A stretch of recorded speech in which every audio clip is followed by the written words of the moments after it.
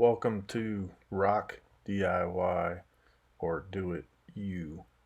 If you do it, then it's all you.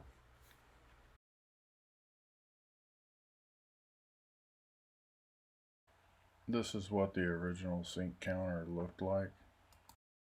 Severely water damaged, stained, and warped. This is a solid oak live edge 2-inch thick slab that I bought to make the new sink counter.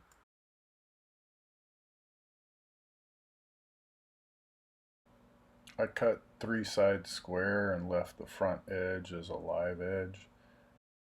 I used a CNC machine to cut the oval out for the sink because the bit on the CNC machine would not go all the way through. I completed the cut with a jigsaw. Epoxy resin was used to fill in the cracks, and then once you sand the epoxy resin down, it gives it a nice clean look. At least with this piece of live edge wood, the very front edge that you see that's kind of white has a very fibrous uh, look and feel, and it can be very brittle.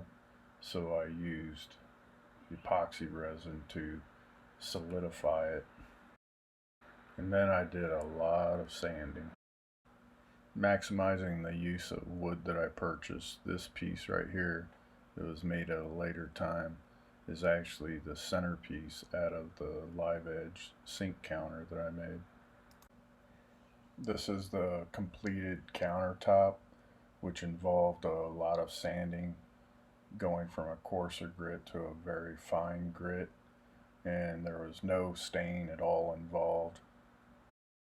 There were about 6 coats of spar urethane put on this countertop, and between each coat there was sanding done before applying the next coat. I almost forgot to mention, but prior to putting on the spar urethane, I used a hand router to route the top and bottom edges of the right side of the sink counter. I used a Kreg pocket hole jig to secure the trim pieces around the sink to the actual sink counter.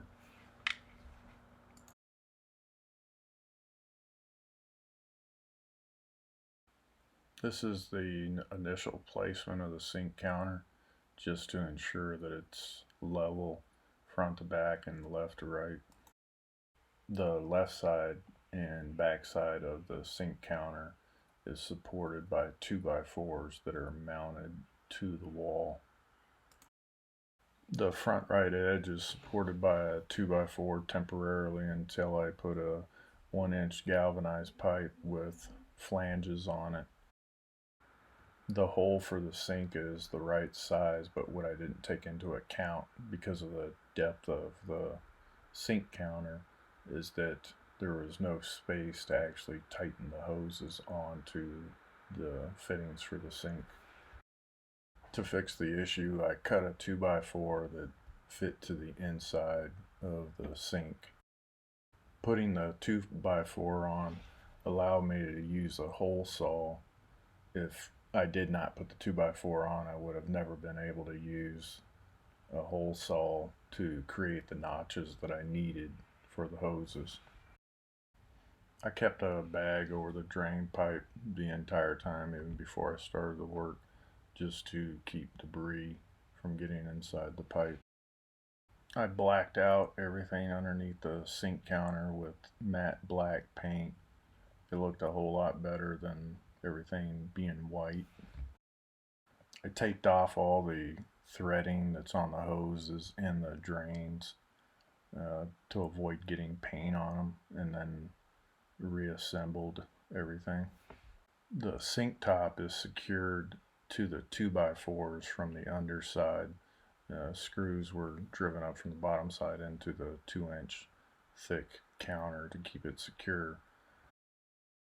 I would have preferred to keep the sink counter free floating, but I added a 1-inch threaded galvanized pipe onto flanges The flanges are secured with screws to the underside of the sink counter and to the floor. I did this out of concern that over time the sink counter would probably start to droop to the right front side. The 1-inch galvanized pipe, flanges, and screws were all painted matte black. The 2x4s underneath the counter were cut back and cut at angles in order to prevent them from being seen while standing in the bathroom. The 2x4s that are supporting the sink counter are secured to the wall through the wall studs for added stability and strength. I forgot to mention earlier in the video, but 1/2-inch square tubing was inlaid across the grain and screwed to the underside of the counter to strengthen the countertop and, most importantly, keep it from bowing. To continue with the live edge features, this corner piece was added to the sink counter. It's a cup holder that's not secured to the counter with any types of fasteners. It does have gliders on the bottom side of it. This was a great project and I really love how it turned out. Thanks for watching the video. I truly appreciate it. I hope this video motivates you to take on future DIY projects. There's nothing more satisfying than completing a project on your own. Please like, comment, or subscribe. Thanks again.